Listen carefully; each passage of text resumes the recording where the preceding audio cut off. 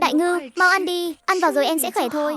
Đây là chị dâu đang bồi bổ dinh dưỡng cho cậu ấy. Chỉ vì mấy ngày trước, nguyên chủ đi theo anh cả lên núi săn bắn, đụng phải một con gấu ngựa. Anh cả vì bảo vệ cậu ấy mà bị con súc sinh đó móc tim chết ngay tại chỗ.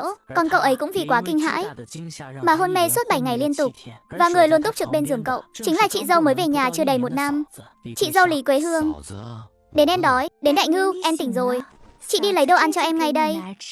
Nhưng khi cô ấy nhìn thấy trong nồi còn chưa đầy một bát cháo ngô loãng, cô chợt nhớ lại lời thầy thuốc trong làng dặn. Đại Ngưu hôn mê quá lâu, nếu tỉnh lại nhất định phải cho ăn đồ ăn lỏng có chất dinh dưỡng, nếu không em là không giữ được mạng. Nhưng trong nhà đã cạn sạch lương thực rồi. Lý Quế Hương sốt ruột cuống cuồng. Bỗng nhiên cô nhìn đứa trẻ đang ngủ say bên cạnh, đã có cách. Chỉ thấy Lý Quế Hương cầm một chiếc bát không, sau đó vén áo lên, cố gắng vắt ra một ít sữa. Nhưng vì lâu ngày thiếu dinh dưỡng, thực sự không vắt ra được chút nào. Mặc kệ vậy, cứu mạng là trên hết. Đại Ngưu, mau ăn đi, ăn vào rồi em sẽ khỏe lại thôi. Mạnh Đại Ngưu không còn do dự nữa. Ngay lúc cậu ấy đang tập trung ăn, Đinh, phát hiện chị dâu Lý Quế Hương khí huyết sau sinh hư nhược. Cháu gái sắp hết lương thực, giúp chị dâu thông sữa. Phần thưởng, một lần cường hóa căn cốt. Hệ thống, bàn tay vàng cần có khi xuyên không? Không ngờ mình cũng có. Theo một luồng hơi ấm đi vào miệng, Mạnh Đại Ngưu cảm thấy tứ chi cứng đờ của mình cuối cùng đã có chút sức lực. Cậu chống tay từ từ ngồi dậy. Chị dâu, trong nhà có lọ thủy tinh không? Đại Ngưu, cái thằng ngốc này chẳng khác gì con nít. 8 phần là muốn lấy cái lọ làm đồ chơi đây. Có chứ, nhưng đều đang đựng đồ hết rồi. Lý Quế Hương làm sao hiểu được điều đó. Mạnh Đại Ngưu muốn tìm mấy cái hũ thủy tinh không phải là để làm đồ chơi đâu. Thứ tốt nhất để có sữa chính là canh cá giết. Xem ra chỉ có thể sang nhà hàng xóm tìm cách thôi. Chị dâu, em ra ngoài một lát. Đại Ngưu, em đi đâu thế? Cơn bệnh của em vừa mới khỏe lại, không được chạy lung tung đâu đấy. Chị dâu, em chỉ đi quanh làng thôi. Nói xong, anh liền bước ra khỏi cửa. Mạnh Đại Ngưu hiểu rõ, dù hiện tại nhờ việc xuyên không, đầu óc của anh đã tỉnh táo trở lại, nhưng anh chưa vội để người khác biết. Tiếp tục hành động dưới danh nghĩa kẻ ngốc. Có nhiều việc lại thuận tiện hơn nhiều. Đi đến trước cửa nhà chị dâu Vương Khánh. Chồng cô ta làm công nhân thời vụ ở xưởng trên huyện. Nhà cô ta chắc chắn không thiếu hũ đồ hộp. Anh thò đầu nhìn vào bên trong. Một người phụ nữ mặc chiếc áo sơ mi hoa nhí đang phơi quần áo trong sân. Đại Ngưu ngốc tử, đứng ở cửa làm gì thế? Mau vào đây. Cô ta kéo anh vào trong nhà, tiện tay bốc một nắm kẹo hoa của nhét vào tay anh. Ăn kẹo đi. Chị dâu, kẹo ngọt quá. Ha ha, Đại Ngưu ngốc. Chị dâu hỏi này, nhà chị có hũ đồ hộp nào không? Em cần cái thứ đó làm gì? Để làm ô tiểu à? Em muốn bắt cá để chị dâu em có sữa. Vợ Vương Khánh cười càng lớn hơn. Dùng hũ đồ hộp bắt cá á? Đại Ngưu à, Đại Ngưu, em đúng là một đứa ngốc mà. Cô ta vừa nói, vừa xoay người lục từ trong tủ ra 3 cái hũ đồ hộp. Mắt Mạnh Đại Ngưu lập tức sáng rực lên. Đại Ngưu, 2 ngày nay ngực chị thấy hơi khó chịu. Em giúp chị xoa xoa đi. 3 cái hũ này chị cho em hết. Mạnh Đại Ngưu sững sờ, lời lẽ kiểu gì mà táo bạo vậy? Nhưng giây tiếp theo, ký ức của nguyên chủ hiện về. Vương Khánh thường xuyên vắng nhà. Vợ Vương Khánh phải chịu cảnh phòng không chiếc bóng, nên thường xuyên dùng đồ ăn thức uống để dỗ dành tên ngốc Đại Ngưu, để cậu ấy massage cho mình. Đương nhiên cũng chỉ đến thế thôi, là vì cái lọ thủy tinh, vì mấy con cá giết, vì đứa cháu gái đang đói khóc hoa. Được rồi. Thằng ngốc này, cảm ơn tàu tử đi. Tàu tử, chị tốt quá. Nói xong, cậu ôm cái lọ chạy thẳng ra bờ sông. Nơi này hẻo lánh, bình thường người trong thôn ít khi qua đây. Đem 3 cái bầy đã làm sẵn trên đường, lần lượt đặt vào những chỗ cỏ thủy sinh rậm rạp khác nhau. Đại công cáo thành. Ngay khoảnh khắc cậu xoay người lại, thoáng thấy từ khóe mắt, cách đó không xa có thứ gì đó trắng héo đang chuyển động. Có người. Ai thế? Hỏng rồi. Là Lý Huệ Phương, vợ của đội trưởng sản xuất Hàn Phú Cường. Cậu vội vàng nhe răng ra, lộ ra nụ cười ngây ngô thương hiệu. He he. Là sầm của cháu à? Thằng ngốc này, nhìn cái gì mà nhìn? Đừng có đứng được ra đó nữa. Mau lại đây giúp tiểu thẩm trà cái lưng nào. Mạnh Đại Ngưu cầu còn không được, trên mặt lập tức nở nụ cười ngây ngô, lội nước chạy đến trước mặt Lý Huệ Phương, miệng còn lẩm bẩm ngốc nghếch, trà sạch sẽ. Hết ngứa rồi, tiểu thẩm cũng sẽ thoải mái. Tiểu thẩm, xoay người một chút đi. Chỗ nách cũng phải trà nữa. Gớm, làm gì mà kỳ tình thế? Tiểu thẩm, đàn ông tắm thì trà 2 mặt, phụ nữ thì phải trà 4 mặt. Được rồi, trà nữa là mòn cả lớp da đấy. Cái thằng ngốc này, chạy ra khúc sông này làm gì, cũng đến tắm à? Vâng, tắm à, người cháu thấy ngứa. Tiểu thẩm, cháu tự mình không trà được lưng. Sầm giúp cháu trà lưng với. Cháu sẽ hái táo chua cho Sầm ăn. Thằng nhóc này mơ tưởng hão huyền nhỉ. Thế thì cháu tự làm vậy. Lát nữa Sầm gửi cho nhà cháu nửa cân thịt lợn, coi như là lời cảm ơn cháu. Nhưng chuyện ngày hôm nay, cháu không được hé môi nửa lời với ai, nghe chưa? Còn nữa, lần sau Sầm lại ra tắm, nếu cháu rảnh thì phải qua đây trả lưng giúp Sầm đấy. Đại Ngưu không dám. Đại Ngưu sẽ không nói với ai hết. Lý Huệ Phương hài lòng xoa đầu Đại Ngưu, thật là to. Cháu à, tính toán thời gian đi. Sau một hồi loay hoay như vậy, hơn 1 tiếng đồng hồ đã trôi qua rồi. Mấy cái hũ thủy tinh mình đặt xuống cũng đến lúc có thu hoạch rồi. Quay lại bờ sông, đem 3 cái hũ thủy tinh đó lần lượt nhấc lên. Hi hi, có hàng rồi. Hũ đầu tiên có 2 con cá giết to bằng của trứng gà. Cậu vội vàng vớt hũ thứ 2 và thứ 3 lên. Chà, bên trong vậy mà có tới tận 3 con chen trúc. Hũ thứ 3 lại có thêm 2 con nữa. Chị dâu, chị xem em mang đồ tốt về cho chị rồi đây. Đây là em bắt à? Hi hi, đúng vậy ạ. Chị dâu đưa cho em đi, để Đại Ngưu làm cho. Hôm nay nhà mình cuối cùng cũng được ăn mặn rồi. Mạnh Đại Ngưu lại rụt tay lại. Không, chị dâu, chị nghỉ ngơi đi, để Đại Ngưu làm cho chị. Lý Quế Hương cuống quýt, em biết làm cá sao? Đừng có làm hỏng đồ tốt thế này đấy nhé. Không đâu, Mạnh Đại Ngưu vỗ ngực, vẻ mặt đầy tự tin. Lý Quế Hương không cãi lại được, đành để cậu vào bếp làm. Bản thân đứng trông chừng, nào ngờ Mạnh Đại Ngưu vào căn bếp đơn sơ đó, đánh vầy, mổ bụng, loại bỏ nội tạng, động tác liền mạch dứt khoát. Chẳng mấy chốc, một mùi thơm nồng nàn, tươi ngon của canh cá đã từ trong bếp bày ra. Lý Quế Hương hoàn toàn ngẩn người ra. Cái này, đây có còn là cậu em chồng khờ khạo kia không? Chị dâu, mau uống lúc còn nóng đi. Đại Ngưu, em vừa mới tỉnh lại, thân thể còn yếu hơn cả chị. Em uống trước đi. Chị dâu, chị uống đi, trong nồi còn nhiều lắm. Phần của mẹ, phần của em gái, ai cũng có hết. Lý Quế Hương không từ chối nữa, uống từng ngụm nhỏ. Cơ thể của Lý Quế Hương vốn dĩ không có bệnh tật gì, hoàn toàn là do đói thôi. Tiếp đó, cô cảm thấy bộ ngực đã khô héo bấy lâu của mình truyền đến một cảm giác căng tức nhẹ đã mất đi từ lâu. Lý Quế Hương vội vàng bế đứa con gái đang đói đến mức khóc thút thít ở bên cạnh lên, gấp gáp vạch áo lên. Cái miệng nhỏ của đứa trẻ thuần thục ngậm lấy. Có sữa rồi, thực sự có sữa rồi. Mạnh Đại Ngưu đang hút canh xì sụp rất ngon lành, bất thình lình nghe thấy tiếng gọi của chị dâu, ngẩng đầu lên. Đúng lúc đối diện với khuôn ngực đang đầy trần của Lý Quế Hương, mặt Mạnh Đại Ngưu đỏ bừng lên ngay lập tức. Chị dâu, chị xoay lưng lại đi, em đi rửa bát đây. Và ngay khoảnh khắc anh quay người đi, ting, nhiệm vụ hoàn thành. Cốt cách cường hóa đã được phát xuống. Nhiệm vụ mới, tìm lại khẩu súng săn bị mất. Phần thưởng, kỹ năng săn bắn sơ cấp. Luồng hơi ấm đó tan đi, xương cốt toàn thân giống như được rèn đúc lại, cứng cáp vô cùng. Cái hệ thống này thật là đã quá đi. Mạnh Đại Ngưu vừa rửa bát, vừa suy nghĩ về những vấn đề này. Trong nhà của Thực luôn có một khẩu súng săn cũ, là của cha truyền lại cho anh cả. Anh cả chính là dùng khẩu súng này đi săn nuôi sống cả gia đình.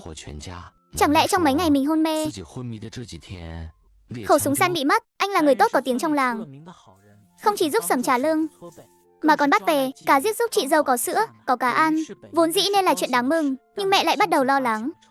Kể từ khi con trai cả mất, mấy tên lưu manh trong làng cứ luôn nhìn chằm chằm vào đứa con dâu góa bụa của bà. Đây chẳng lẽ là tên khốn nào dùng mấy con cá giết này để quyến rũ con dâu mình chứ? Ngay khi trong lòng mẹ đang thầm nghi hoặc, Mạnh Đại Ngưu vỗ ngực thình thịch. Mẹ, chỗ cá này đều là do con bắt đấy. Con biết bắt cá rồi sao? Chẳng lẽ con khỏi rồi? Con không còn ngốc nữa, vậy thì tốt quá rồi. Nhà mình có cứu rồi. Nhưng sắc mặt của chị dâu Lý Quế Hương lại vô cùng ngượng ngùng. Chị ấy vốn nghĩ anh là một kẻ ngốc, chẳng hiểu gì về chuyện nam nữ, nên lúc này khi cho con ăn, chẳng có chút kiêng dè. Có vẻ người không còn ngốc như thế nữa. Biết bắt cá rồi nhưng chắc đầu óc vẫn còn khờ lắm.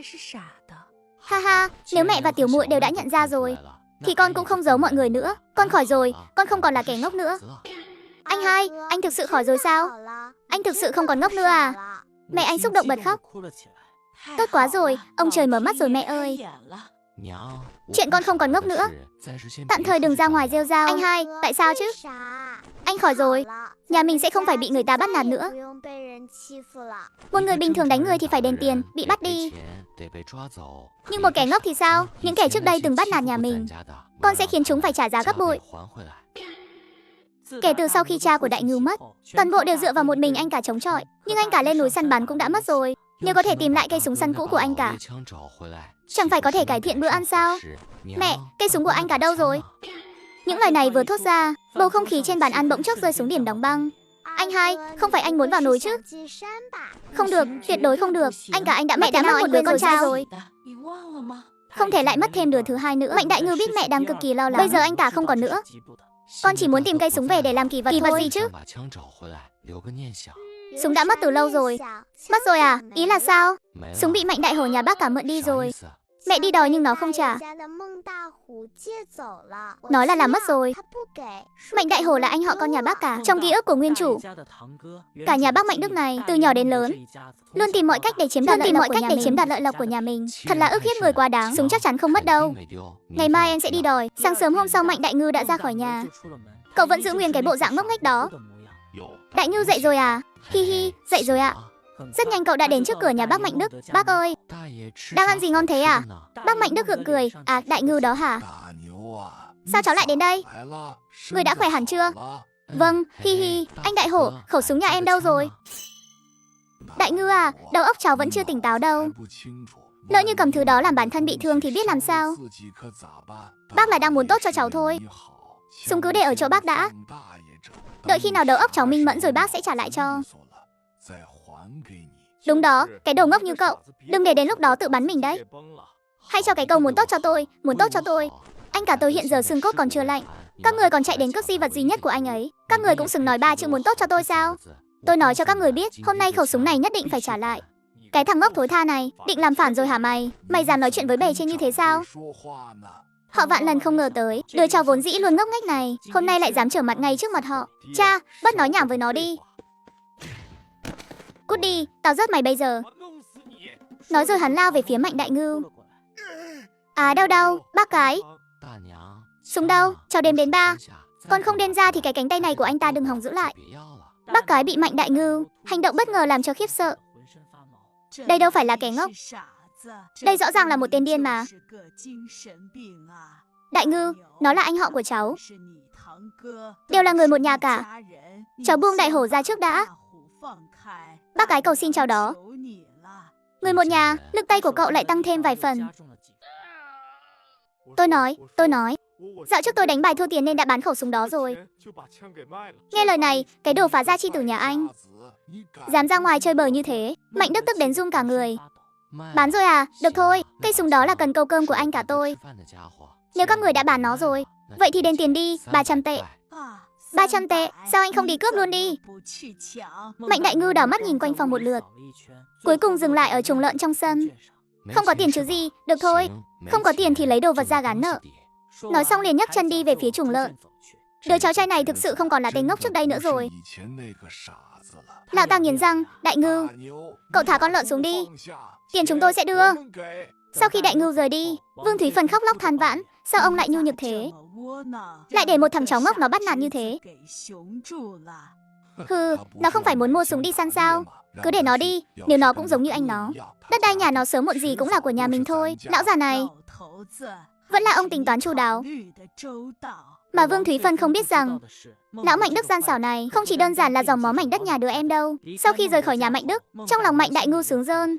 Ở thời đại này, 300 tệ đủ để mua một khẩu súng săn mới mà vẫn còn dư giả. Trước tiên ghé qua công xã mua mấy cân thịt để cả nhà được ăn một bữa cho đã thèm. Vừa mới đi đến đầu làng, đã thấy một bóng dáng quen thuộc đang từ hướng công xã đi về. Đại Ngư, đúng lúc quá, tôi đang định đi tìm cậu đây. Nửa cân thịt hứa cho cậu, tôi mua về rồi đây. Nè, là Sầm à? Sầm nói lời giữ lời thật đấy. Sầm tốt với cháu quá. Đại Ngư còn muốn kỳ lưng cho Sầm nữa. Cái thằng ngốc này, nói nhăng nói cội gì thế? Đây là bên lề đường lớn đấy. Để người ta nhìn thấy thì còn ra thể thống gì nữa. Mạnh Đại Ngư lại chẳng chịu buông tha, cứ hi hi cười ngốc rồi lại sáp lại gần. Cháu giúp Sầm kỳ cọ. Kỳ sạch rồi sẽ không còn ngứa nữa đâu. Nói rồi, đôi bàn tay to lớn của anh lao thẳng về phía Lý Huệ Phương, vùng đầy đạn trước ngực mà chụp lấy. Chị dám trốn sao? Thịt này là của em rồi. Hi hi, về nhà ăn thịt thôi. Thằng nhóc thối này đúng là một tên vô lại nhỏ. Sau khi về nhà, anh đặt miếng thịt ba chỉ đó lên bàn. À, có thịt để ăn rồi. Đại Ngư, chỗ thịt này, từ đâu mà có vậy?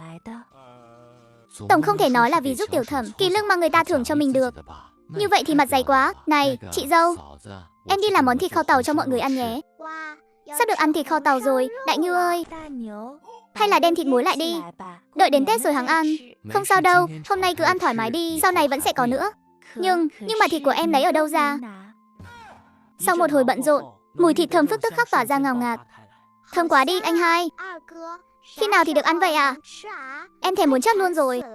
Sắp rồi. Chị dâu, lấy số gạo trắng còn lại trong nhà ra vo đi. Hôm nay chúng ta ăn một bữa cơm trắng. Cơm trắng sao? Đó là thứ quý giá mà chỉ đến dịp lễ Tết mới dám ăn. Vậy mà, nhìn nồi thịt kho tàu đang sôi sùng sục trong nồi. Lý Quế Hương nghiến răng, được, hôm nay cứ ăn thoải mái đi. Dọn ra xong, cả nhà không thể kìm lòng được nữa, vây quanh bắt đầu ăn lấy ăn để như hổ đói. Mùi thịt thơm theo khe cửa sổ, bay sang tận nhà lão Đỗ hàng xóm. Mùi gì thế này? Sao mà thơm thế? Là mùi thịt, chắc chắn là nhà góa phụ trẻ bên cạnh. Không biết kiếm đâu ra thịt rồi. Chồng vừa mới mất mà đã ăn uống linh đình thế này. Không được, tôi phải qua xem thử mới được. Chú em Đại Ngư, chú khỏe hẳn rồi sao? Mấy ngày nay anh cứ lo cho chú suốt. Ái cha, mùi gì thế này? Thơm muốn chót đi được. Mạnh Đại Ngư vừa ăn thịt vừa không thèm liếc mắt lấy một cái. Tên Đỗ Đại Hải này trước đây không ít lần trêu chọc và bắt nạt kẻ ngốc. Hắn chẳng phải thường xuyên lừa lấy bánh ngô từ tay Đại Ngư đó sao? Chỉ là lừa cậu ấy đi móc tổ chim. Lần quá đáng nhất là hắn lừa Đại Ngư rằng đá dưới sông có thể ăn được, hại Đại Ngư phải gặm sỏi đá. Biến. Giọng nói không lớn nhưng lạnh thấu xương. Đỗ Đại Hải lập tức biến sắc. Cái thằng ngốc này.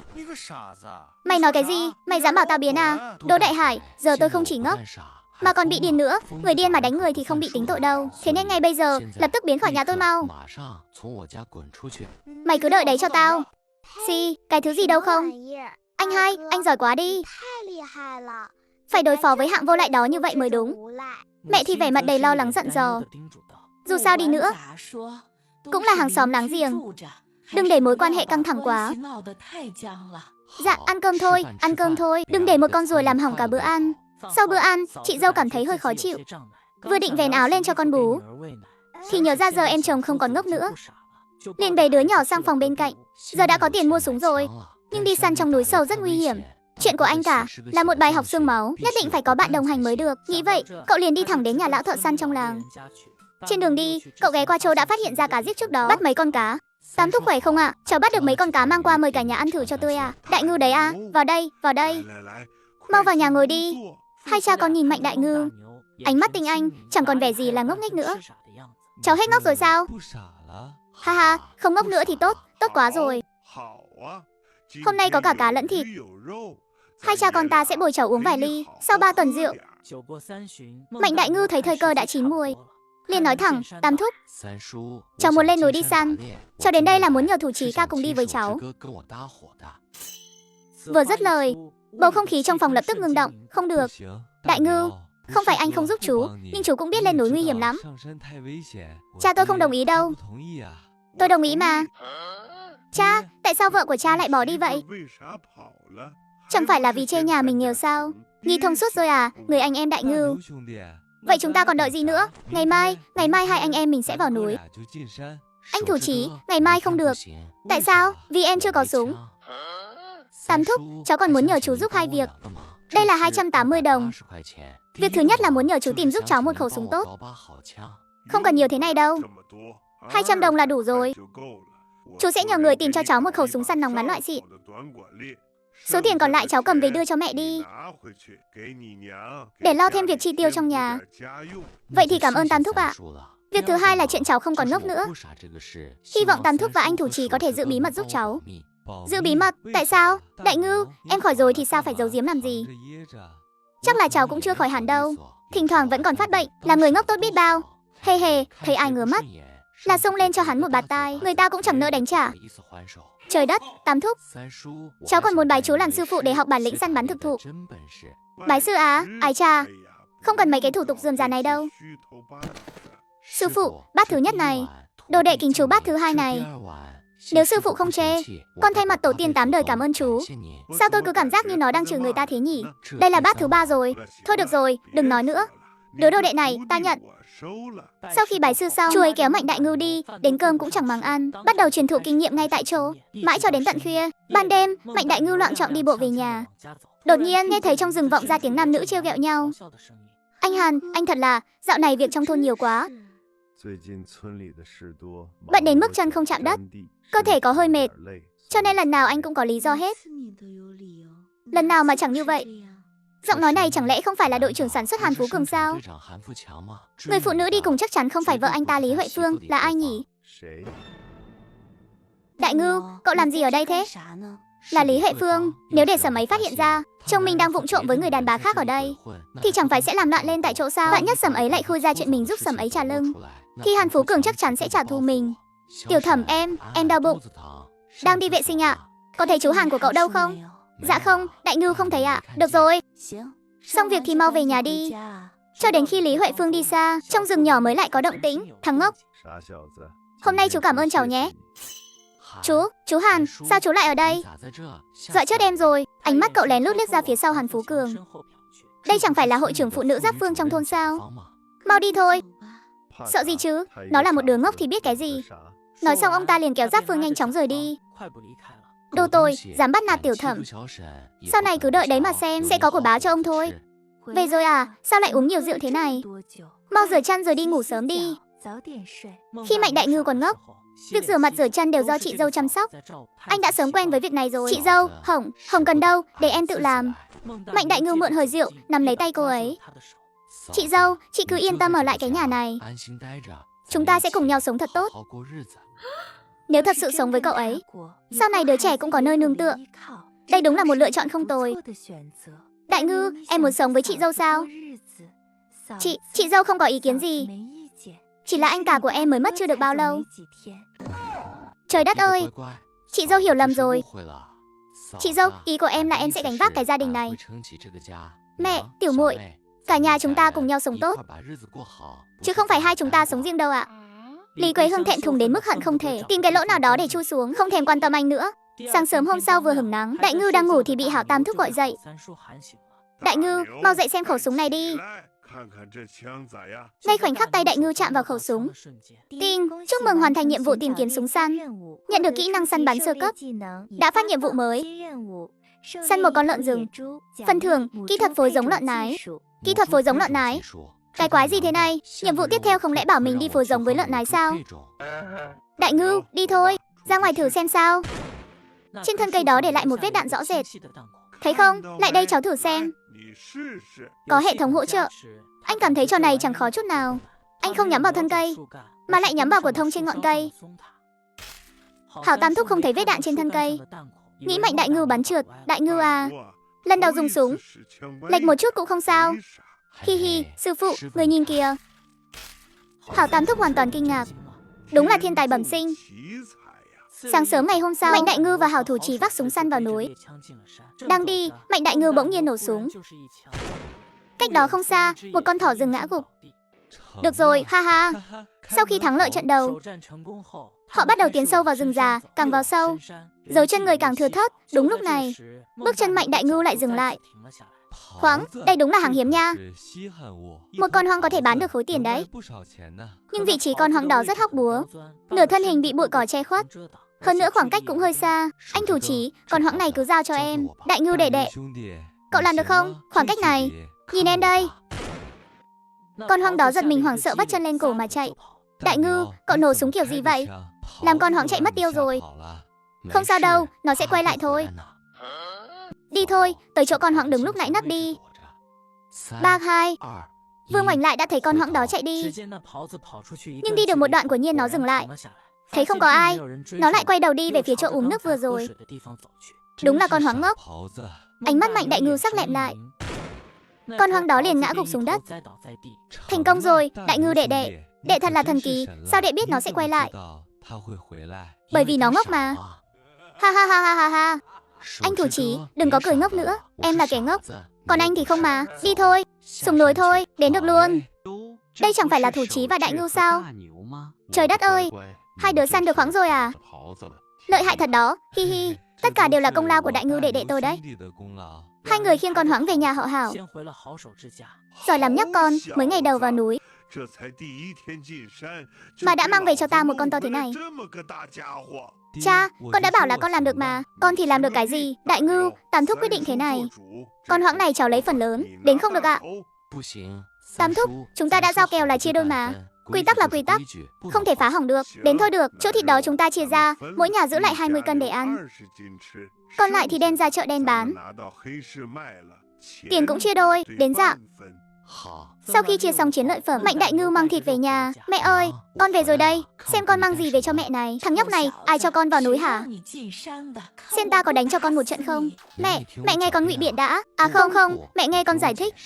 Mẹ, tiểu muội, anh cả không còn nữa. Con chính là trụ cột của cái nhà này. Nếu con không vào núi săn bắn, thì không thể để mọi người ngày nào cũng gặm bánh ngô được. Hashi, thôi được rồi. Nếu thật sự muốn vào núi, vậy em nhất định phải cẩn thận đấy nhé. Được rồi, ngày hôm sau, Mạnh Đại Ngưu ngủ đến khi tự tỉnh, chỉ cảm thấy toàn thân sảng khoái. Đại Ngưu, em dậy rồi à? Một lát nữa ăn bánh bao nhé. Được à Sẩm? Vẫn là Sẩm khéo tay nhất. Sẩm à, hôm nay em lên trấn một chuyến. Sẩm xem trong nhà còn thiếu gì không? Đưa danh sách đây em mua về cho, được không? Ăn xong bữa sáng, Mạnh Đại Ngưu đi dạo đến nhà họ Hảo. Sư phụ, thật đúng lúc. Gia thú vừa mới làm xong, một lát nữa là có thể xuất phát. Đang nói thì Hảo thủ trí cũng từ trong phòng đi ra. Cha, Đại Ngưu, chuẩn bị xong xuôi cả rồi.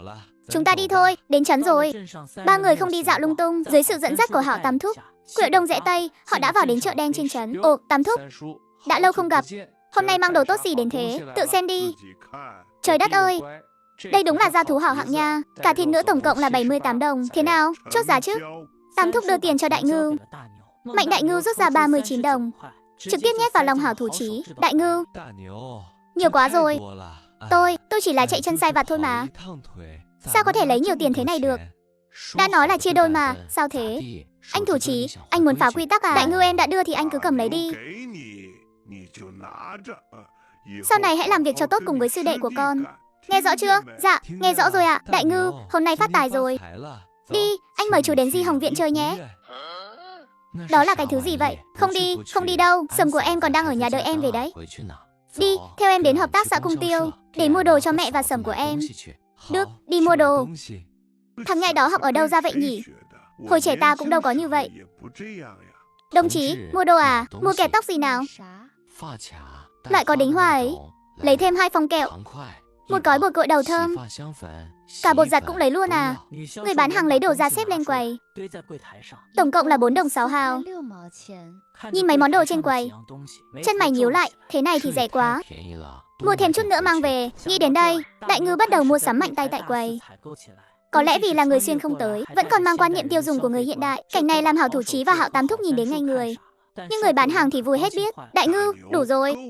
Mua nhiều quá rồi. Được rồi, hôm nay thế này thôi, về nhà nào. Đại Ngưu đệ, cậu tiêu xài thế này thì hoang phí quá. Không bao nhiêu đâu, chỉ mấy chục đồng thôi.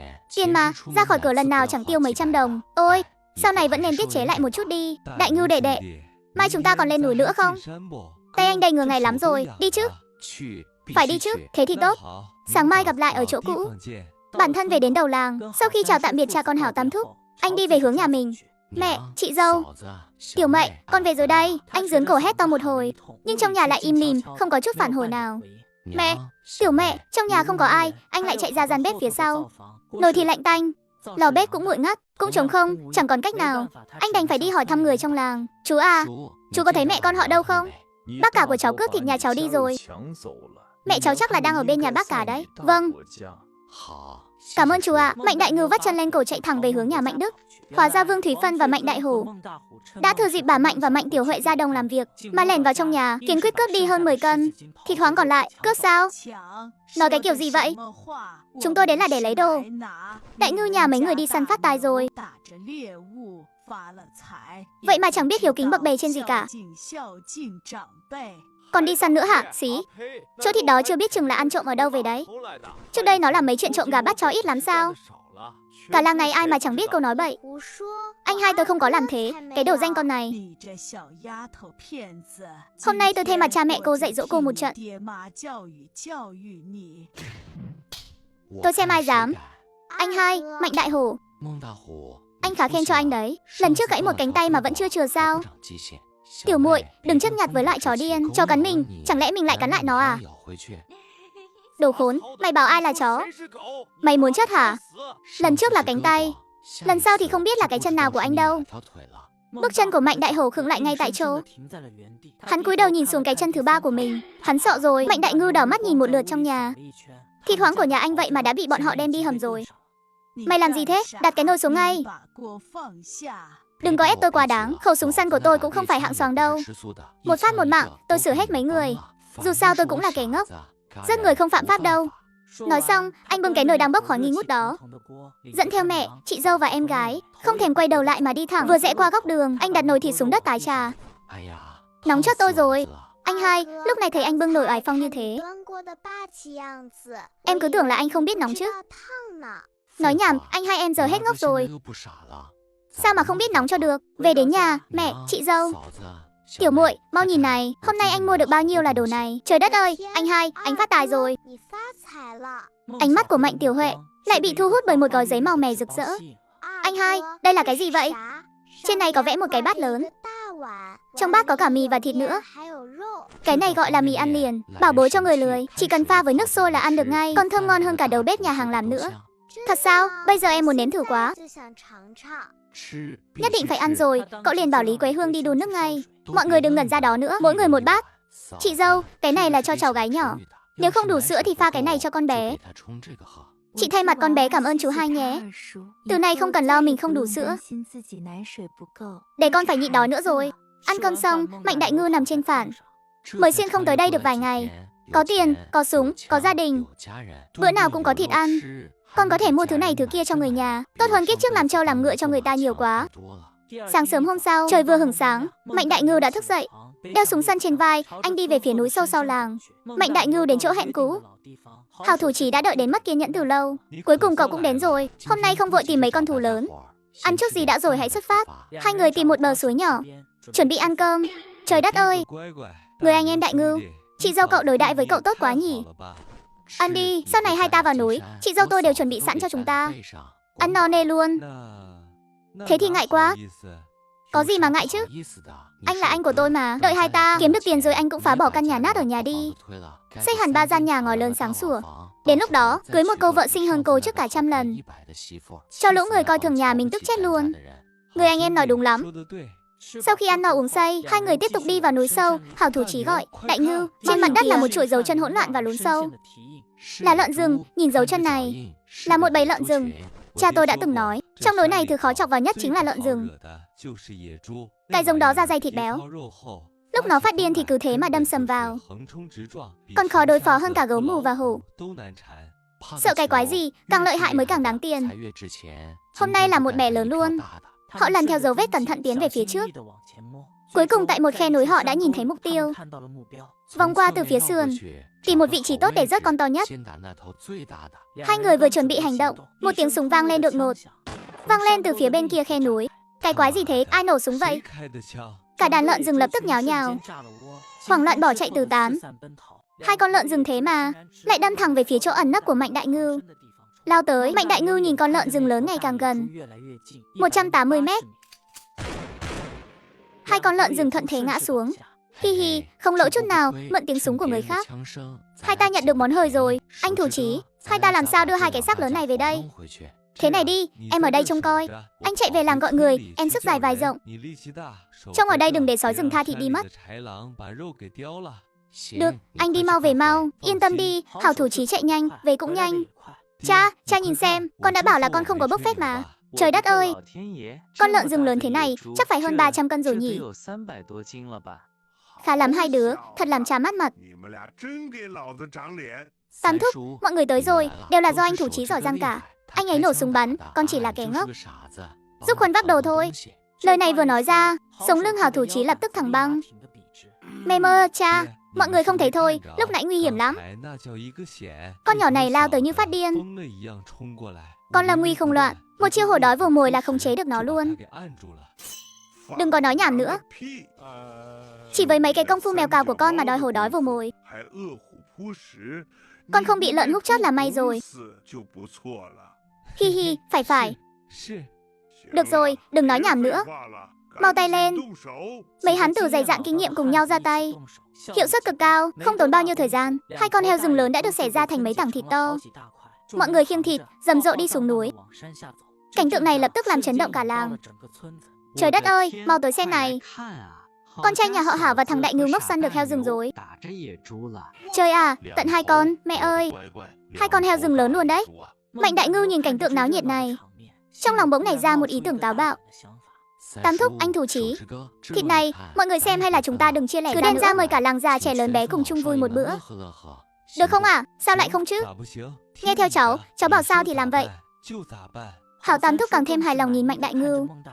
Thằng bé này có bản lĩnh, lại còn biết cách thu phục lòng người. Cứ quyết định thế đi. Được rồi bà con ơi. Tám thúc của tôi nói rồi, tối nay cả làng mở tiệc. Hai nhà chúng tôi mời khách. Mọi người sang nhà tôi ăn tiệc thịt heo rừng nhé. Thịt có đủ cho mọi người, rượu uống no say. Vừa dứt lời, tiếng hò reo vang dội khắp cả làng vang lên. Tốt lắm. Đại Ngưu hào phóng quá, đây mới đúng là người kiệt xuất của làng mình chứ. Đúng là Nam Nhi, chú Vương, chú Trần, phiền mấy chú một chút, giúp cháu mang số thịt này khiêng vào trong sân nhà cháu. Được thôi, anh thủ chí, anh ra tiệm tạp hóa đầu làng mua rượu đi. Mua 50 cân rượu để mang về. Hôm nay không say không về. Còn tại nhà Mạnh Đức, Mạnh Đại Hổ ngồi trên bậu cửa, bứt tóc bứt tai phiền nào. Còn mặt mũi nào mà đi chứ? Ông đắc tội với người ta đến mức đó, còn trông mong người ta mời mình sao? Lúc trước làm cái gì rồi?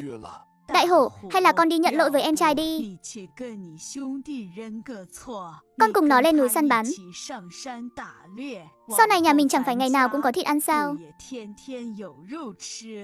Bảo con đi xin lỗi cái thằng ngốc đó sao? Mơ đi, không phải chỉ là một khẩu súng thôi sao? Có gì to tát đâu chứ. Đợi đấy, lão tử đây cũng có thể tự kiếm được. Đến lúc đó lão tử ngày nào cũng lên núi săn gấu mù, cho mấy người thèm chót luôn. Tại sân nhà Mạnh Đại Ngưu. Mẹ à, con muốn tổ chức một bữa tiệc mổ lợn tại nhà mình. Tổ chức chứ, phải tổ chức chứ.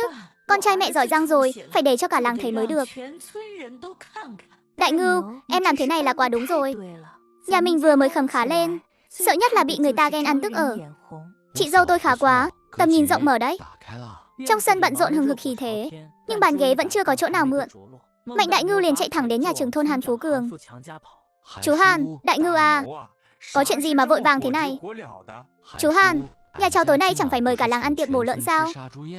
Thứ nhất là cháu đích thân đến mời chú. Thứ hai là bàn ghế ở nhà không đủ, muốn mượn mấy bộ bàn ghế của đội sản xuất để dùng. Chú cứ tưởng chuyện gì to tát. Chú gọi mấy đứa thanh niên ngay đây, chờ hết bàn ghế của ban quản lý đội qua cho cháu.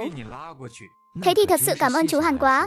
Đi được nửa đường thì bị vợ chú ấy chặn lại. Sầm à, có chuyện gì vậy? Chiều tối mai ở chỗ cũ, cậu đến kỳ lưng cho tôi. Không đến là cậu mất mạng với tôi đấy. Mạnh Đại Ngưu bị đe dọa như vậy, tâm trạng bỗng chốc vui vẻ hẳn lên. Về đến nhà, vừa đi tới cửa bếp, theo tôi thấy thì Đại Ngưu có bản lĩnh như vậy. Chị dâu nó à, hay là cô gả luôn cho Đại Ngưu đi cho rồi. Thân càng thêm thân mà. Thế sao mà được? Lý Huệ Phương ngoài miệng thì nói thế, nhưng trong lòng lại rộn ràng như hiêu chạy. Trời đất ơi, hôm nay ra khỏi nhà không xem lịch hoàng đạo hay sao mà gặp vận đào hoa thế này. Đợi đến khi tiệc tùng kết thúc thì đã nửa đêm. Mạnh Đại Ngưu lại không cho cả nhà đi ngủ. Có chuyện gì thế anh hai? Muộn thế này rồi mà còn không cho người ta ngủ. Tôi muốn bàn với mọi người một chuyện lớn. Tôi muốn mua một con lợn nái về. Nhà mình đâu có ai biết nuôi đâu. Con mua lợn nái về làm cái gì?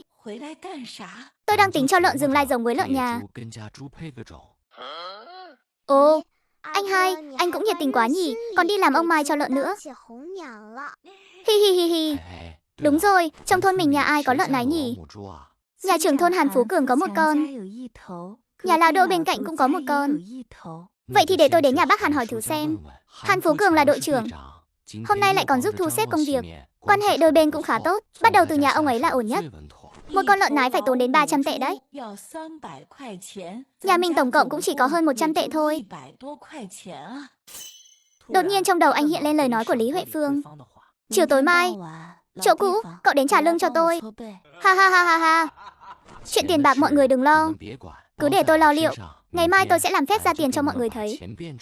Chiều ngày hôm sau, Mạnh Đại Ngưu cầm mấy cái chai không, nói với mẹ và chị dâu. Mẹ, chị dâu, em ra bờ sông đặt mấy cái bẫy cá, bắt mấy con cá giết về nấu canh cho chị dâu tầm bổ. Lý Quế Hương nghe vậy mà trong lòng thấy ấm áp lạ thường. Em đã mệt mấy ngày rồi, mau nghỉ ngơi đi. Dạo này chị đủ sữa cho con bù lắm. Không mệt đâu, em sẵn tiện tắm rửa luôn, cho sạch mùi tanh hôi trên người. Nói xong cũng chẳng đợi họ khuyên ngăn thêm, xách mấy cái chai rồi đi thẳng ra cửa, đến chỗ khu vắng vẻ bên bờ sông. Mạnh Đại Ngưu thành thục thả bẫy cá đã chuẩn bị sẵn xuống. Chỗ có nhiều đám rong rêu, Lý Huệ Phương vẫn chưa đến. Anh dứt khoát cởi quần áo xuống sông tắm. Đang tắm rất thoải mái thì Lý Huệ Phương thong thả đi tới bên bờ sông. Mạnh Đại Ngưu vội vàng từ dưới nước đi ra. Sầm, cuối cùng Sầm cũng đến rồi. Đại Ngưu nhớ Sầm muốn chết luôn. Con dám giả ngốc với bà đây nữa hả? Có tin tôi lên công sẽ kiện cậu tội sàm sỡ không? Thôi rồi, tiêu rồi, 2 ngày nay mình đắc ý quá trớn. Quả nhiên đã bị nhiều người nhìn thấu. Sầm, bà nói gì vậy? Em không hiểu gì hết. Con giả vờ nữa hả? Vừa nói cô ấy vừa trực tiếp cởi cúc áo sơ mi phía trên ra. Cậu thử giả vờ với bà đây thêm một lần nữa xem. Bây giờ tôi hét lên ngay đấy. Nói là cậu đè tôi bên bờ sông để giở trò đồi bại. Mạnh Đại Ngưu biết lần này thực sự không thể giả vờ được nữa. Sầm à, sau khi em tỉnh lại từ cơn hôn mê, đầu óc thực sự đã tỉnh táo hơn trước rất nhiều. Nhưng thỉnh thoảng vẫn còn phát bệnh. Thỉnh thoảng phát bệnh sao? Vậy tôi hỏi cậu, lần trước khi cậu trả lương cho tôi, lúc đó cậu tỉnh táo hay là đang phát bệnh? Vậy Sầm hy vọng là em phát bệnh. Hay là không phát bệnh đây? Cậu, đồ khốn. Nếu tôi biết đầu óc cậu tỉnh táo, liệu tôi có để cậu trả lương cho tôi không? Cô ấy càng nói càng giận. Bà đây bị cậu nhìn sạch sành xanh rồi. Đồ lưu manh đáng trước kia. Khốn khiếp. Vậy Sầm à, sao bà còn gọi em đến trả lương cho bà? Bà nghiện rồi phải không? Hư. Tôi đến đây để đòi bồi thường. Cậu phải đền cho tôi một con lợn rừng. Sầm muốn ăn thịt lợn sao? Em vẫn thường gửi cho chồng Sầm thôi mà. Sầm cứ hiểu trong lòng là thực chất là Đại Ngưu hiểu kính Sầm là được rồi chứ gì. Tôi muốn đem về cho nhà mẹ đẻ. Nhà mẹ đẻ tôi dạo này khổ lắm, được chưa? Chuyện này em đồng ý. Nhưng em cũng có việc muốn nhờ Sầm giúp. Việc gì? Mạnh Đại Ngưu liền đem chuyện mình muốn mua lợn nói ra. Nói ra, được thôi. Sẽ giúp cậu khuyên chồng tôi. Nhưng con lợn này đó không rẻ đâu. Cậu có tiền không? Tiền thì có nhưng không đủ. Em muốn mượn Sầm trước 200. Đợi em đi săn kiếm được tiền sẽ lập tức trả lại ngay. Đại Ngưu ngốc, cậu khá lắm. Cậu nghĩ bà đây là kẻ ngốc sao? Cậu mượn tiền của tôi để mua lợn nhà tôi. Sầm à, Sầm giúp Đại Ngưu lần này đi. Muốn tôi giúp cậu cũng được thôi. Nhưng cậu phải giúp tôi thêm một việc nữa. Việc gì à? Tôi phát hiện trên giường nhà mình lại có tóc của người đàn bà khác. Lão Hàn Phú Cường đó dám cả gan đưa cái loại đàn bà lăng loàn về làm trò trên giường của bà đây, để bà đây ngày ngày phải sống cảnh quá bụa khi chồng còn sống. Vậy Sầm muốn làm thế nào à? Tôi muốn cậu giúp tôi cắm cho lão một cái sừng thật dài trên đầu. Xong việc 200 tệ đó bà đây sẽ cho cậu mượn. Xong việc còn cho em mượn tiền sao? Không phải là bẫy mỹ nhân đấy chứ? Sầm à, chuyện gia đình của Sầm, một người ngoài như em khó mà xen vào. Em chỉ biết trả lương thôi. Đại Ngưu nhất định sẽ trả cho Sầm một cách toàn diện nhất. Toàn diện thế nào? Mạnh Đại Ngưu nhếch miệng nở một nụ cười xấu xa. Toàn diện đến mức chỉ có khách VIP mới được xem thôi. Buổi tối, tại nhà đội trưởng. Sao thế? Thức ăn không hợp khẩu vị à? Không phải, tôi không muốn hầu hạ con lợn nái giả đó nữa. Tôi muốn bán nó đi. Thì bán đi. Cô không muốn nuôi. Chẳng lẽ tôi lại nuôi thay cô được chắc? Được rồi, tôi ăn no rồi, đi ra ngoài đi dạo cho tiêu cơm. Đi đến sau nhà Mạnh Đại Ngưu, Lý Huệ Phương nhét một xấp tiền vào tay Mạnh Đại Ngưu. 200 tệ, không thiếu một xu. Cậu tự đếm đi. Mạnh Đại Ngưu nhận lấy tiền. Vừa định nói gì đó thì bị ngắt lời, im miệng. Tiền đưa cho cậu rồi. Chuyện mua lợn cứ làm theo lời tôi nói. Anh không chỉ mượn tiền của Sầm mua con lợn nái Sầm nuôi, mà còn bảo Sầm dắt con lợn nái vào trong núi, chỉ vì anh ta muốn cho lợn nái lai với lợn rừng. Và ngay khi hai người đang nấp từ xa chờ đợi, đột nhiên một âm thanh phát ra khiến cả hai suýt vãi linh hồn. Gấu ngựa kia. Mạnh Đại Ngưu giơ súng lên bắn. Nhưng vì quá căng thẳng, phát súng này đã bị lệch rồi, chạy mau. Nhưng chân người sao nhanh bằng gấu được, chạy nhanh đến bên con lợn rừng kìa. Đại ca lợn ơi, mau cứu chúng em với. Con lợn rừng thấy gấu đen cũng sợ đến mức vắt chân lên cổ mà chạy. Nhưng khi nó nhận ra mục tiêu của con gấu không phải là mình, nó lại quay lại dưới gốc cây. Giờ phải làm sao đây? Đại Ngưu, mau nổ súng đi. Mau leo lên cây. Chính là lúc này, con gấu đen đó đổ gục xuống đất. Cậu định làm Sầm đứng tim đấy à? Cậu suýt nữa là bắn trúng Sầm rồi đấy. Phát tài rồi. Ha ha, Sầm, lần này chúng ta thực sự phát tài rồi. Sầm mau về làng đi. Tìm Hảo Tam Thúc và anh Thủ Chỉ đến giúp một tay. Em sẽ ở lại đây để lấy mật gấu ra trước. Lý Huệ Phương gật đầu, rồi thục mạng chạy về phía làng. Anh Hảo Tam ơi, Thủ Chỉ, Đại Ngưu, cậu ấy săn được một con gấu đen rồi. Cái gì cơ? Gấu đen á? Sao cậu ấy lại vào rừng một mình chứ? Đừng nói nhảm nữa, mau mang theo đồ nghề đi. Nhanh lên, ba người vội vã chạy vào rừng. Tam Thúc, anh Thủ Chỉ, mọi người mau xem cái này. Đây là kim đảm, là cực phẩm kim đảm trăm năm khó gặp đấy. Cha, kim đảm thì sao à? Không phải đều là mật gấu sao? Hảo Tam Thúc quay phát đầu lại, con nói cái gì? Thứ này mà để lộ ra ngoài, có thể mang lại họa bị rất thân cho cha con mình đấy. Nói xong, ông liền dùng thủ pháp thuần thục để xử lý xác con gấu. Trời đã tối hẳn. 4 người khiêng da gấu và thịt gấu đi về hướng làng. Lách mình vào sân nhà Hảo Tam Thúc. Con gấu này quá nổi bật, chắc chắn là không giấu được đâu. Nhưng chuyện lấy được kim đảm, ngoài 4 người chúng ta ra, không ai được phép biết thêm nữa. Nói xong, ông chia cho 2 người mỗi người một cái chân gấu. Mạnh Đại Ngưu cũng không khách sáo, dắt con lợn nái ra từ biệt mọi người, rồi đi thẳng về nhà mình. Ông kia, Đại Ngưu, người anh em tốt của tôi, phát tài rồi hả? Người vừa tới là hàng xóm của anh, Đỗ Đại Hải. Hắn ta vừa thua sạch tiền bạc vì bài bạc ở ngoài, đang ôm một bụng lửa giận. Cha, lại săn được lợn rừng nữa à? Chỗ này chắc cũng phải mấy chục cân ấy nhỉ. Gấu ngựa. Gấu gì chứ? Gấu ngựa đó, tôi nghe nói rồi. Thứ đáng tiền nhất trên người con gấu chính là mật gấu và da gấu. Sao anh lại chỉ vác có miếng thịt về thế này? Không phải là bị 2 cha con nhà kia lừa rồi chứ? Cút xéo đi. Đỗ Đại Hải vẫn chưa từ bỏ ý định chia rẽ đâu. Anh đừng có không tin. Đỗ Đại Hải, lúc tôi còn ngốc, anh đã lừa lọc lấy mất bao nhiêu thứ của nhà tôi. Trong lòng anh không tự hiểu rõ sao? 2 đồng bạc mẹ tôi đưa để mua giày mới, anh bảo là mượn. Anh đã trả chưa? Con gà mái già tôi nuôi, anh bảo là giúp tôi đuổi bắt. Kết quả là đuổi thẳng vào nồi sắt nhà anh rồi chứ gì. Trước đây đầu óc tôi không được minh mẫn, giờ đầu óc tôi tỉnh táo rồi. Đừng có mà chọc vào tôi nữa. Nếu không chúng ta sẽ tính cả nợ mới lẫn nợ cũ một thể. Chẳng phải chỉ là vào núi săn bắn thôi sao? Tôi đây sẽ đi săn, còn săn được nhiều hơn anh. Xì, mẹ ơi, chị dâu, em gái, con về rồi đây. Anh hai, trời đất ơi, đây là thịt gì vậy à? To thế này, đây là chân gấu. Hôm nay con săn được một con gấu ngựa. Cái gì? Gấu ngựa sao? Chẳng phải hôm nay con đi phối giống lợn sao? Lợn phối xong rồi ạ. Qua vài tháng nữa, nhà mình sẽ có một đàn lợn con rồi. Ha ha, tốt. Con trai tôi đúng là có bản lĩnh. Đêm đã khuya, bà Mạnh và Tiểu Huệ đều đã về phòng ngủ. Mạnh Đại Ngưu mệt lử, nằm bệt xuống giường lò. Đại Ngưu, rửa chân đi rồi hãy ngủ cho đỡ mệt. Sáng hôm sau, khi trời vừa hửng sáng, Mạnh Đại Ngưu đã tỉnh dậy. Sao mình lại ngủ trên giường của chị dâu thế này? Trong sân, cả nhà đang quây quần bên bàn ăn sáng. Mẹ, chị dâu, con, tối qua sao con lại ngủ trên giường chị dâu à? Cái thằng ngốc này, rửa cái chân mà cũng ngủ quên được. Chị dâu con thương con nên không nỡ gọi dậy, nên để con ngủ lại ở phòng con bé luôn. Được rồi, con đi tìm Hảo Tam Thúc và anh Thủ Chí đây. Tam Thúc chào bác. Đại Ngưu, mau vào nhà đi. Này Đại Ngưu, Thủ Chí, lần này chúng ta sắp phát tài lớn rồi. Người xưa có câu, một lạng mật bằng một lạng vàng sao? Bác không nói nhầm chứ? Một lượng vàng. Ta nói thế vẫn còn là khiêm tốn đấy. Ha ha ha ha, phát tài rồi, phát tài rồi. Lần này phát tài thật rồi. Tam Thúc, món đồ này chúng ta phải nhanh chóng bán đi thôi. Đúng vậy, còn một việc nữa. Nhìn này, đây là chó săn Đông Bắc mà Thúc tìm cho 2 đứa. Mang về nhà nuôi trước đi. Mạnh Đại Ngưu bế chú chó săn nhỏ về nhà. Tiểu muội, anh hai mang đồ tốt về cho em đây. Chó kia là một chú chó nhỏ. Anh hai, nó tên là gì thế? Mê mông, cứ gọi nó là Đại Hổ, Mạnh Đại Hổ. Sầu Tử, con chó nhỏ này giao cho chị nhé.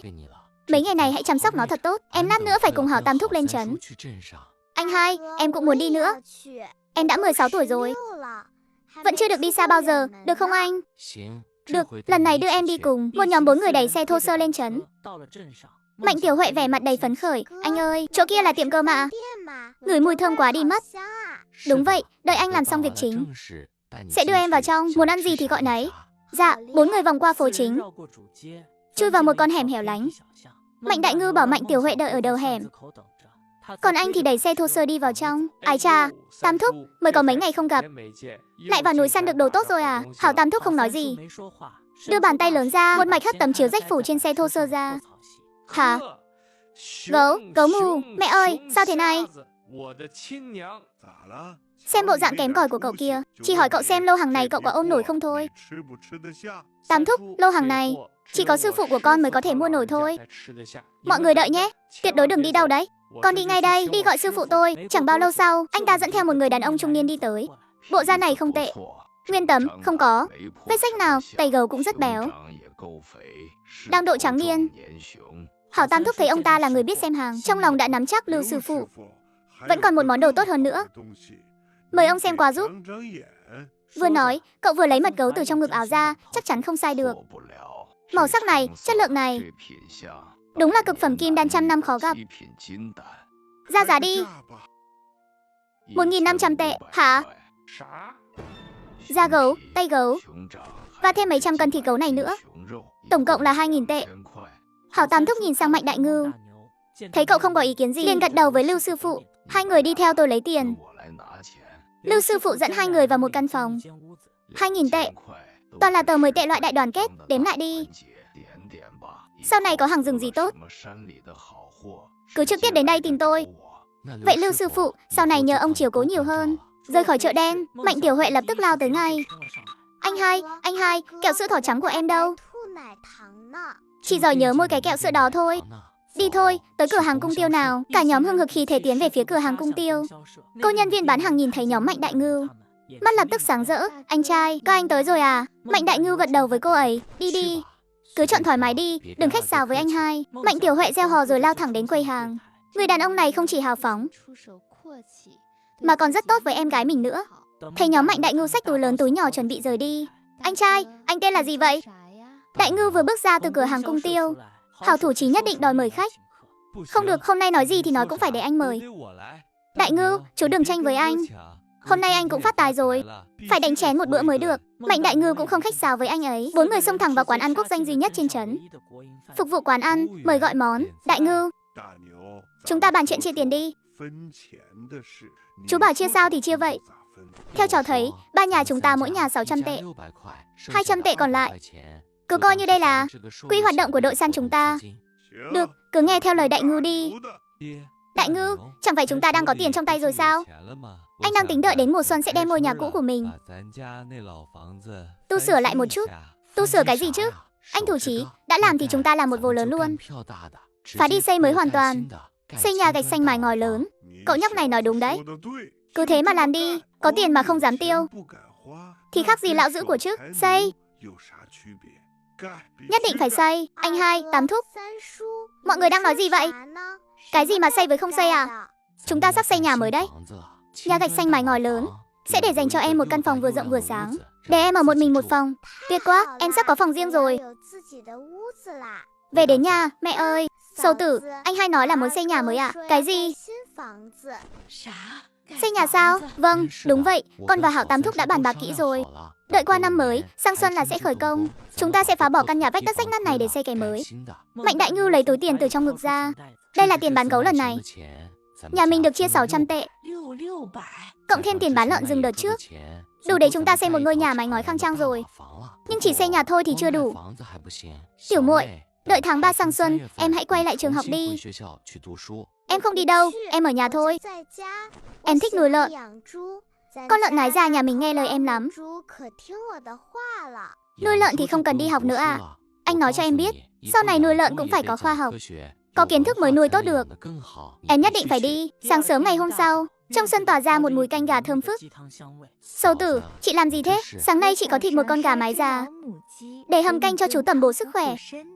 Anh nhìn người phụ nữ đang âm thầm hy sinh trước mắt mình, rồi cất lời. Sầu tử, đợi vài ngày nữa em săn thêm được mè lớn, em sẽ cùng chị về thăm nhà ngoại một chuyến. Chúng ta sẽ mang theo thật nhiều quà để đi thăm chú và thím. Thân hình Lý Quế Hương khẽ run lên, những giọt nước mắt to bằng hạt đậu không kìm được mà rơi xuống. Gả vào nhà họ Mạnh bao nhiêu năm nay, vì gia cảnh nghèo khó, chị ấy hiếm khi được về thăm nhà mẹ đẻ. Không ngờ rằng người em chồng này vẫn luôn ghi nhớ chuyện đó. Chị dâu, sao chị lại khóc? Sau này cuộc sống khấm khá rồi, chị muốn về lúc nào cũng được. Tiếng ho của bà Mạnh vang lên từ ngoài cửa. Lý Quế Hương như bị điện giật, vội đẩy Mạnh Đại Ngưu ra. Bà Mạnh liếc nhìn hai người một cái, chẳng nói câu nào, xoay người đi ra khỏi sân. Tiệm tạp hóa chính là nơi phát tán tin tức của làng. Tin tức Mạnh Đại Ngưu săn được một con gấu đen nặng 400-500 cân, nhanh chóng lan khắp cả thôn Ngọa Hổ. Đại Ngưu à, nghe nói cậu săn được gấu đen rồi hả?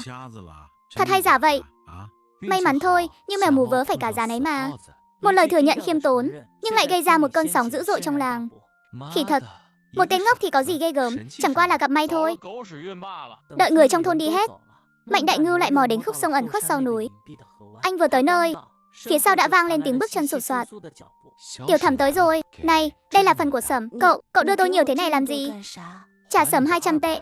Còn đây là 600 tiền chia cho Sẩm lần này. 600 sao? Chồng chị ấy làm đội trưởng bao nhiêu năm nay, tiền tiết kiệm trong nhà còn chưa tới 500 tệ. Tôi là phận đàn bà. Các cậu đưa tôi vài chục tệ là tôi đã mừng lắm rồi. Đưa 100, 200. Đã là số tiền lớn lắm rồi, sao lại có thể là 600? Mạnh Đại Ngưu đem chuyện bán mật gấu và việc chia tiền nói sơ qua một lượt. Chị ấy rút 200 tệ ra, rồi nhét ngược lại vào tay Mạnh Đại Ngưu. 200 tệ này em cứ cầm lấy, không cần trả đâu. Em giữ lấy để cưới vợ, xây nhà mới. Sau này rước một cô gái trẻ đẹp về nhà. Chuyện nào ra chuyện đó. Muộn rồi thì phải trả. Số tiền này Sầm hãy lén cất đi. Đừng để ông nhà Sầm biết. Giữ lại một ít để lén tiếp tế cho bên nhà ngoại của Sầm. Đại Ngưu, Sầm bàn với em chuyện này nữa. Sau này lên núi săn bắn nhớ mang Sầm theo nhé. Sầm điên rồi, trên núi nguy hiểm thế nào Sầm không phải không biết. Hơn nữa, ông nhà Sầm liệu có đồng ý không? Nhưng ta đây không muốn cả đời cứ phải dựa dẫm vào đàn ông mà sống. Không được, chuyện này không có thương lượng gì hết. Mạnh Đại Ngưu, em đừng có coi thường người khác. Nói xong Sầm liền hậm hực bỏ đi. Mạnh Đại Ngưu bắt được mấy con cá dưới sông. Cậu xách cá đi về nhà. Lúc đi ngang qua nhà Vương Khánh bên cạnh, vợ Vương Khánh trước đây cũng đối xử với tôi rất tốt. Chị dâu có nhà không?